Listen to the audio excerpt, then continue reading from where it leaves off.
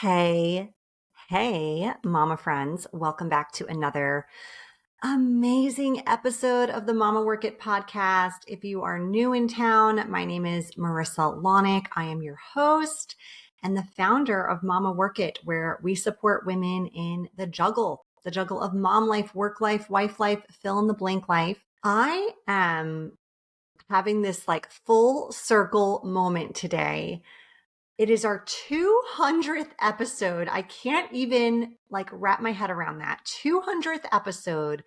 We launched this podcast back in January 2021. It's been such a journey, so incredible, but my full circle moment is not even thinking about like all the amazing people I've met on this show, all the interesting conversations, all the things I've learned from those amazing guests and just those conversations we've had. But the fact that I'm wearing the shirt, the same shirt that was on the cover art, like the OG cover art for the show. And I did not plan this. I just realized it as I was ready to hit record. I'm like, oh, I'm pretty sure I had this exact top on in the photo that we had on our original cover art. So anyway, fun fact for today, 200th episode, still rocking the same clothes. So I want to tell you, I started this show because I'm an ambitious mom, right? And I want to start there because the whole premise of today's episode is ambitious mom lessons learned. So I want to look back at fun, interesting, important lessons I've learned, facts I've learned, things I've learned from this show. I'm going to be referencing back episodes, guests, content, because it's stuff that's stuck with me that I've really taken on this journey over the past few years and that I have found to be so helpful, powerful, just really necessary, honestly, in my working mom life. So first and foremost, what defines an ambitious mom? Like, what does that mean to you? To me, this is a mom who, gosh, I don't know how to put this, but like doesn't take no for an answer. And I don't mean that in the sense of that she says yes to everything, or, you know, if someone says no, like she fights back. That's not what I mean. I mean more like nothing's impossible to her. So despite the fact that maybe she's juggling lots of things, despite the fact that she wears a lot of hats, despite the fact that, you know, maybe she's pregnant or postpartum or wanting to grow her family, she is still capable, able, available to pursue goals and dreams and things that she wants to do, whether they be about her family, about her own career, about her own personal hobbies or ambitions. That to me is an ambitious mom. And so if you are a mom listening who defines herself as ambitious, maybe not exactly the way I think about it, but the way you think about it, you are in the right place. You have found the right show. If it is the first time you're listening, congratulations. You've got 199 other amazing episodes you can tune into. And if you've been a loyal listener, thank you. Thank you so much. It means the world to me to have you here in this community, to have you be a recipient of this information week after week. So, like I said, I want to share today, I want to take the opportunity on this 200th episode to share some of the most impactful things I've learned on this show from past guests. So today I'm going to hit the top 10 that have really stuck with me over these almost 5 years. Can't believe that we have been producing, running, airing, recording this show. So this is going to be a mix of lots of stuff, practical hacks, more like emotional things. So take what resonates, leave what doesn't, but I will say this is all stuff that has really stuck with me. So the first thing I'm going to share, it comes from episode 3. So going way back in the day here, that episode was called Brains and Behavior. and it featured Dr. Sarah Allen, who is a pediatric neuropsychiatrist and the founder of Brain Behavior Bridge. And quick pause here, I am going to link all of the episodes that I referenced today. So if you want to dive deeper into some of these amazing guests' content that they shared, because there's lots more besides like the 1 or 2 fun facts that I'm going to share with you, please go ahead and listen to those episodes after this. All right. So something that really stuck with me that Dr. Sarah Allen said on that episode was the most important skill you can teach your children is coping. Coping. I love this so much because Dr. Sarah said, like, you can't avoid problems in life, right? You can't avoid heartbreak and mean teachers and obnoxious bosses and illness and death and all these things that happen. But you can learn how to best cope with these things when they hit. And one of those super important things you as a parent can do is to help teach your kids how to best cope when things like this come up in life. So I just love that. I lean into that a lot. You know, things are always going to happen in life and you can't always avoid them. And so learning how to cope best with them and teaching my kids how to cope with those things has really been impactful in my parenting journey. So that is the first one that I will share with you. Let's move on to the second. The second comes also from way back in the day. It's from episode 7. And that episode was called Busy Mama Cooking Hacks with Celestina Brunetti. She was or is a registered dietitian, a private chef, and the founder of the Wellness Cucina. Such a good conversation with Celestina. She shared so many good kitchen hacks and just really good ways to save time and energy in the kitchen. So this was a good hack that she shared. It's very practical. I'm going to give it to you straight. It is buy frozen veggies or veggies that are already chopped. Okay. Like save yourself.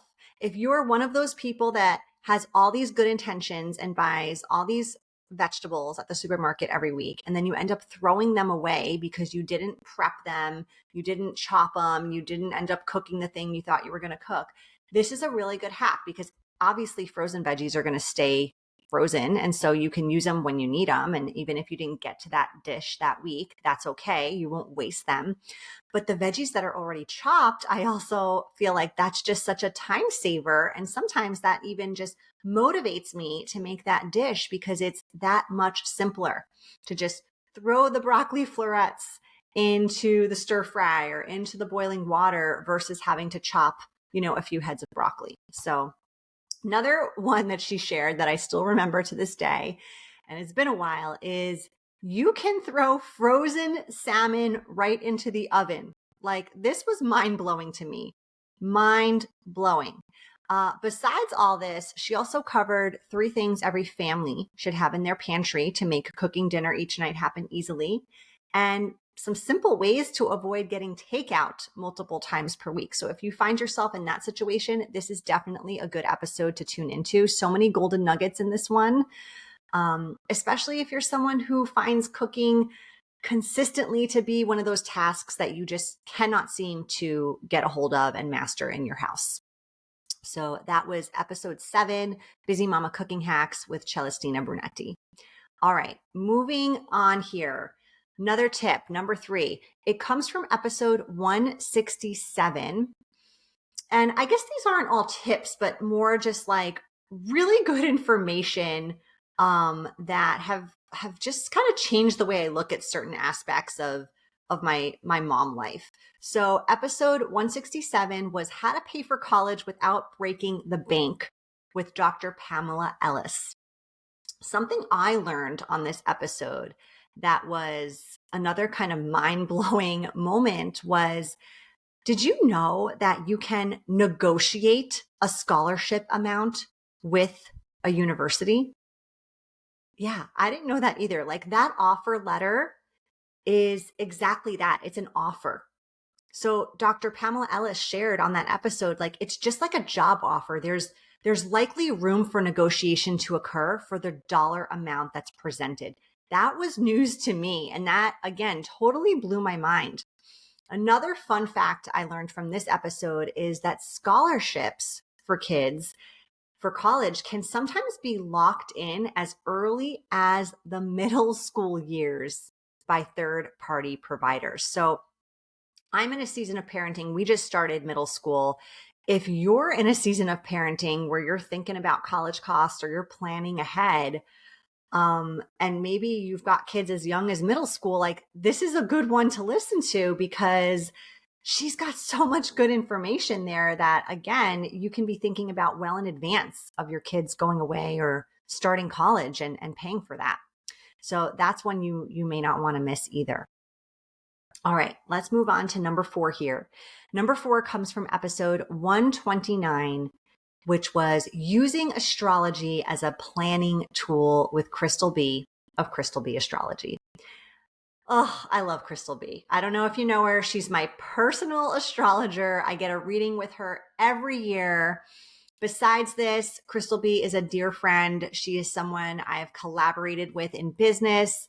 She has just helped me so much over the years with her incredible insights, her gifts when it comes to astrology.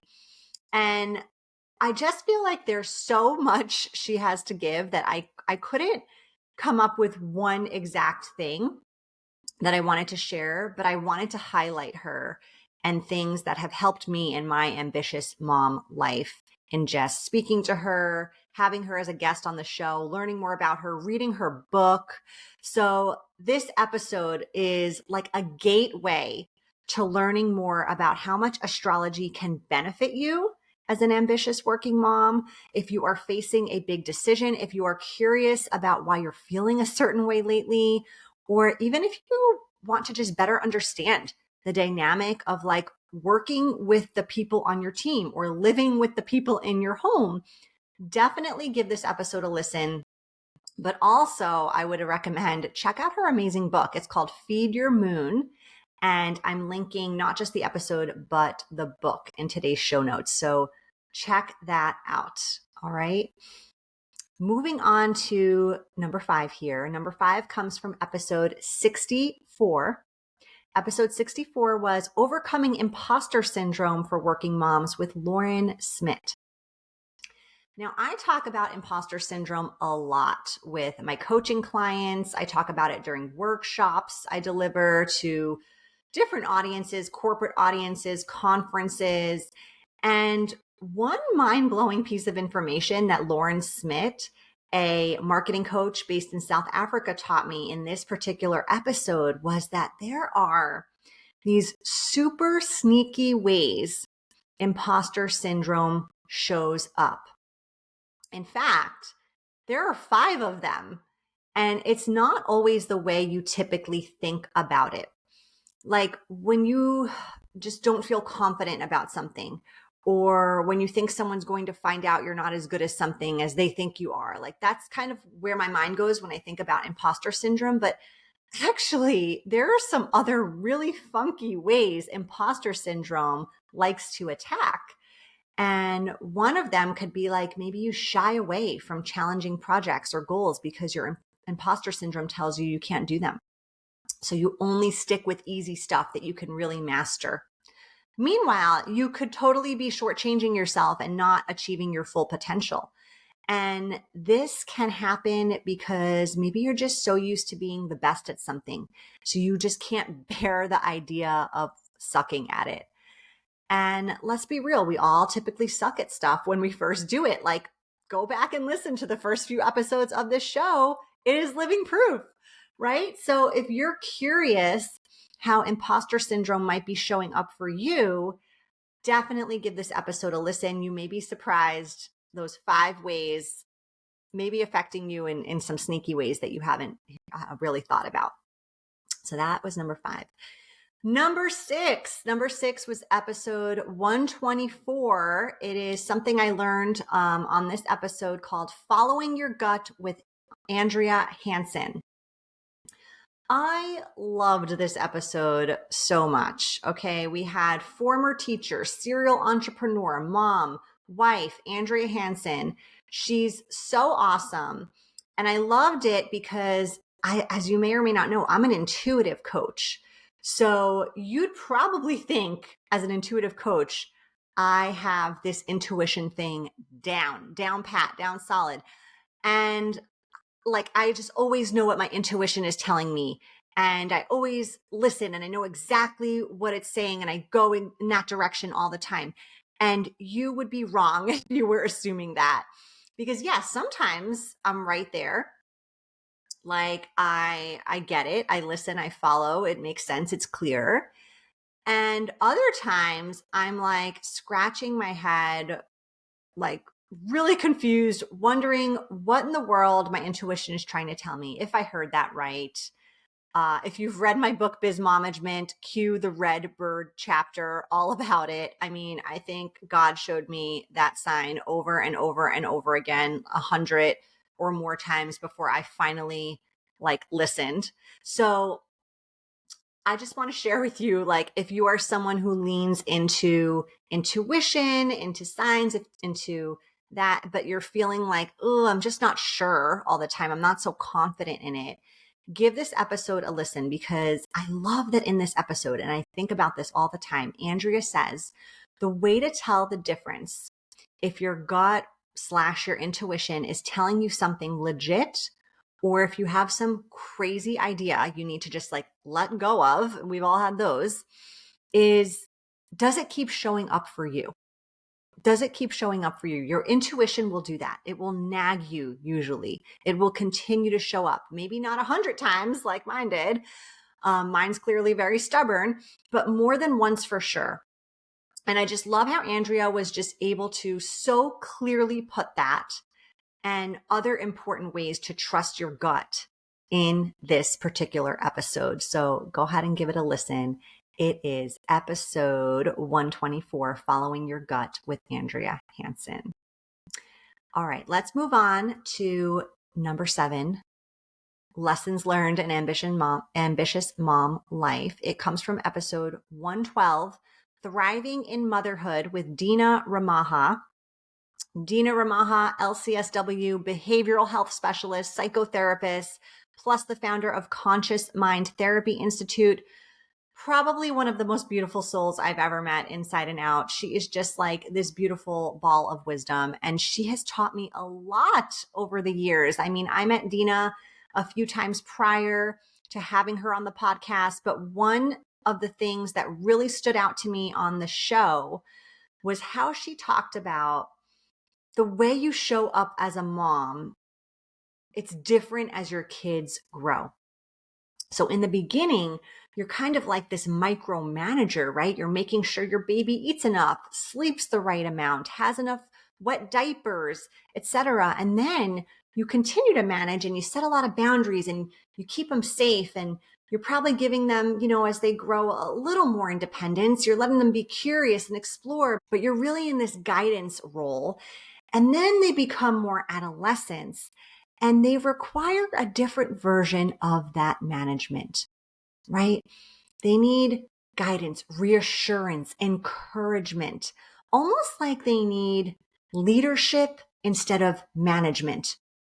And it was just this aha moment for me, because as I need to grow and evolve as a mom, my kids are growing and evolving, right?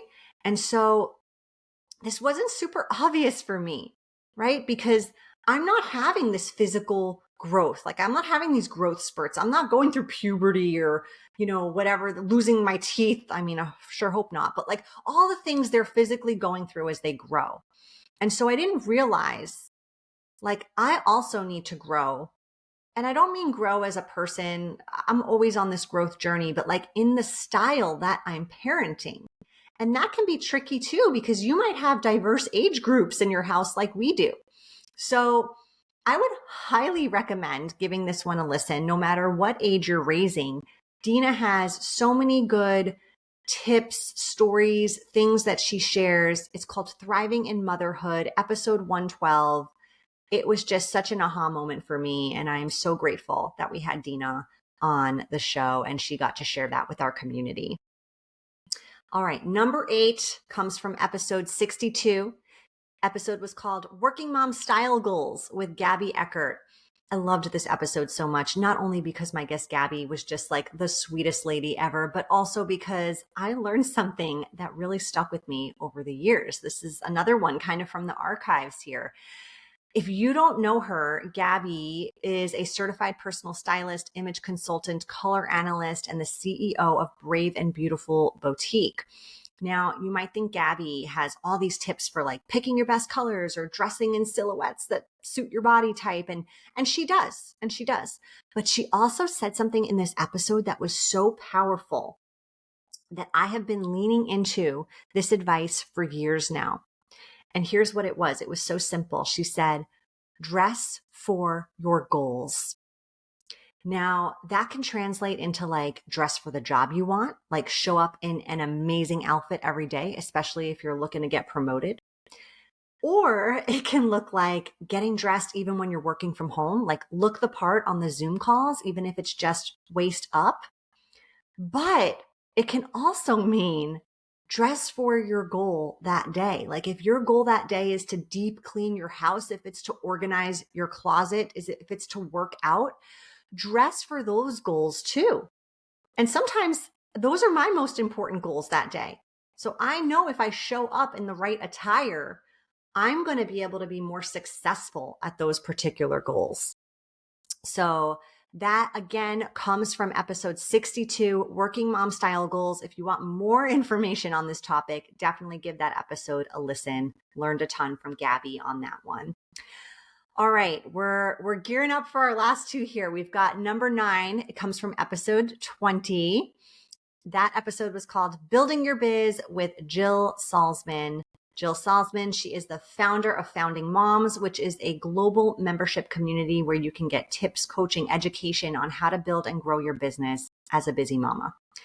So one thing Jill said on this episode that I still remember, and it's been like 4.5 years since we recorded this, but it really stuck with me. She said the quickest way to make more money when you're in business for yourself. So if this is you, mompreneur, in business, wanting to really grow your income, make more money, she goes, raise your prices. Boom, done. Super simple. Not always that easy. I get that. We get in our own way. We have these like internal arguments about it. Fear steps in.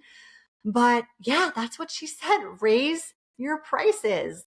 Another thing I loved that Jill said was how entrepreneurship was like a roller coaster, right? You go up, you go down. It's like kind of crazy. But for her, she said she loved the crazy ride. She loved it. And if she wanted things to be calmer and less chaotic, then she wouldn't be on the entrepreneurial journey, right? So yes, entrepreneurship, it's not for everyone. But if it is for you or you're thinking about it, this is one of those episodes you're going to want to tune into. All right. Last one here that I'm going to share. And there have been, I just want to say, so many more, like 199 previous episodes to today. So many guests, so many like golden nuggets of wisdom. Everybody just has brought such amazing energy, insight, knowledge to the Mama Work It community. I'm so grateful. But we keep the episodes 30 minutes, so I can't share it all. So let's dive into number 10, our last one. It comes from episode 156, which was called Finding Fulfillment in Every Season of Motherhood. It was with guest Zena Stevens. Zena, corporate working mom of 2, founder of Put Your Cape Away, supports working moms. She said something that really stuck with me in this episode. We talked about lots of things. We talked about balancing career, marriage, parenting, feeling fulfilled all along the way. But this piece of wisdom really stuck with me. She said something along these lines, and it might not be exactly this. So forgive me if I'm misquoting just a little bit, but you are the person you will have the longest and most important relationship with in this lifetime. You, yourself.